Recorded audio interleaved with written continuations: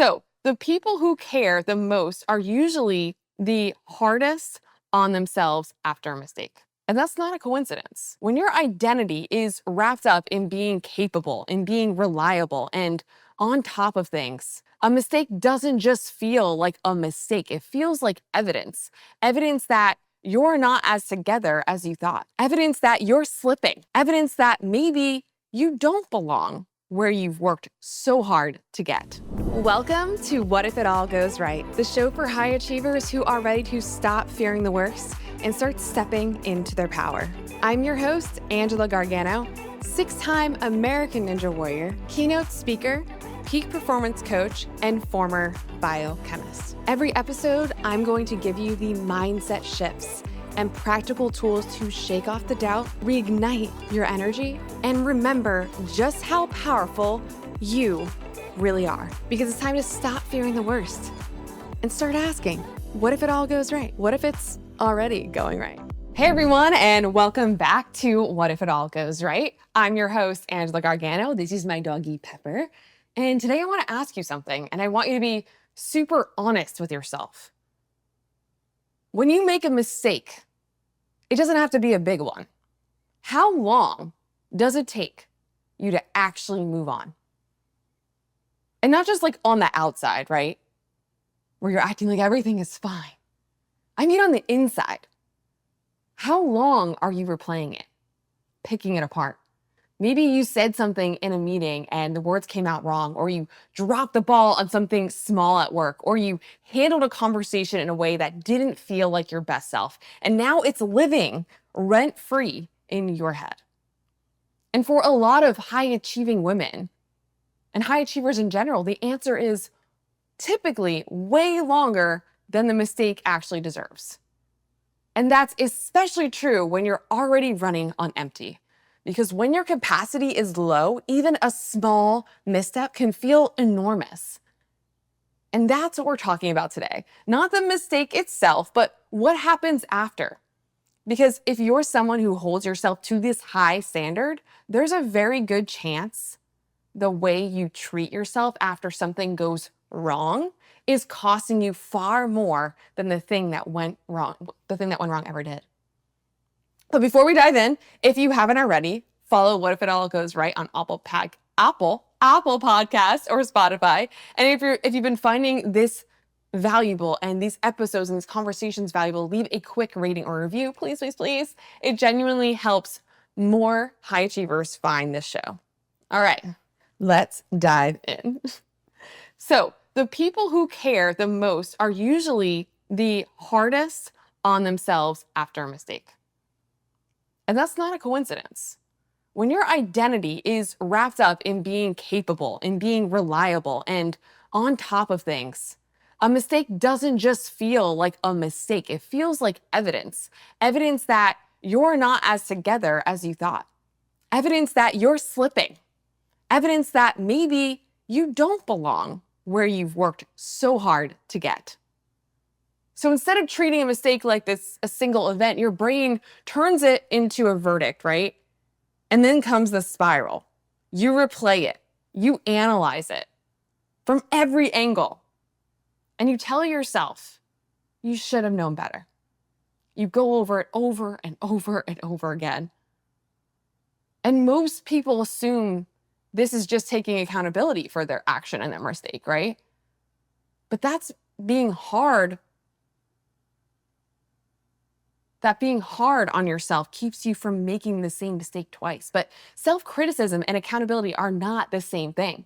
Accountability is clear-eyed. It looks at what happened, figures out the lesson, and moves forward. But self-criticism is a loop. It doesn't move forward. It just goes deeper. And the longer you stay in it, the more damage it does. So let's talk about what's actually happening in your body and brain when you're stuck in that loop. Because this isn't just about feeling bad. When you ruminate, when you replay a mistake over and over and over again, your brain treats each replay like a fresh experience. And your stress response activates the same way it did when the mistake first happened. Your cortisol spikes. Your nervous system stays in a heightened state. You're not processing the event. You're reliving it on repeat, which means the longer the spiral goes, the more drained you become. And your focus goes, your creativity goes. You get short with people around you. You either withdraw completely or you push harder to compensate. And neither of those get anywhere good. And quietly over time, something else happens. Each spiral chips away at your willingness to take risks. Your brain starts to associate with trying with the possibility of that awful feeling afterwards. So you become more careful, more guarded. You second guess yourself. You play it safer than you actually want to. The mistake didn't cause that. It was the spiral after that caused that. So what do you actually do instead then? Because don't be so hard on yourself is not a strategy. It doesn't help you answer anything. You need something practical, something you can actually use in the moment. So here's 4 steps that you can use. Step 1, feel it, but set a limit. I say this in my keynotes all the time. You do not have to pretend the mistake didn't bother you. It did, and that's totally fine. Let yourself feel it. Feel the frustration, the embarrassment, whatever it is, but give it a defined window. Set the deadline. Set a timer if you need to. 10 minutes, an hour, whatever feels proportionate to what happened. And when the time is up, you close that tab and you move on. Not because you're suppressing it, but because you've made a decision that you're not going to let this take up more space than it deserves. Step 2, you're going to separate the fact from the story. There are 2 very different things happening after a mistake. There's what actually happened, the fact, and there's what your brain is making it mean, the story. I missed a deadline is a fact. I'm unreliable and always do this and I'm never going to get this right. That is a story. The fact needs to be addressed. The story needs to be questioned. Because when you're in this spiral, you're almost always living in a story.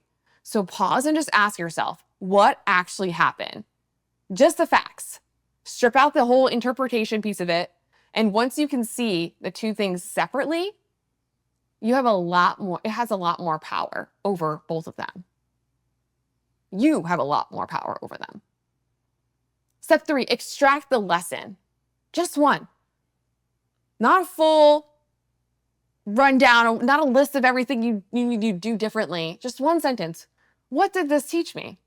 And write it down if that helps. Keep it simple. One lesson, one sentence. Then you're done with the analysis portion of it, because the purpose of looking back is to get information that you can use going forward, not to punish yourself with a longer and longer list of your own failures. And step 4, make one move forward. Not a full redemption plan, just one move, one small step. The apology, the correction, the adjustment, whatever it is, one immediate action that says to yourself and the situation that you're moving and you're not stuck. That single step does something important. It shifts you from passive to active. And that shift changes everything about how you feel.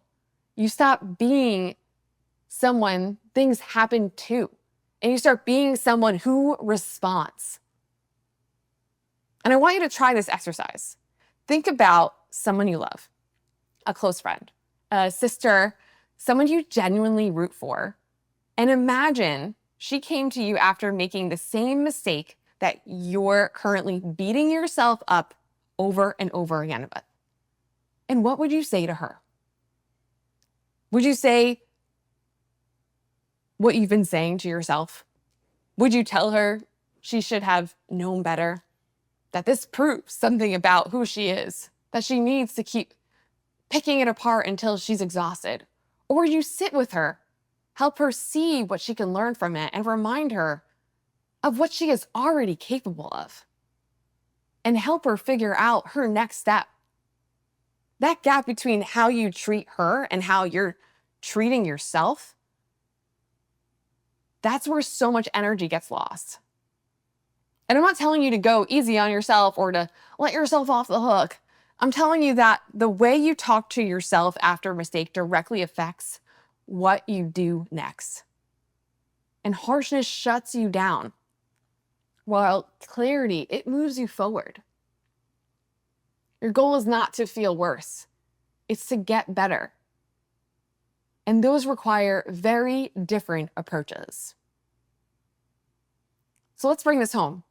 When a mistake hits, the 4 steps I want you to implement are: feel it with a limit.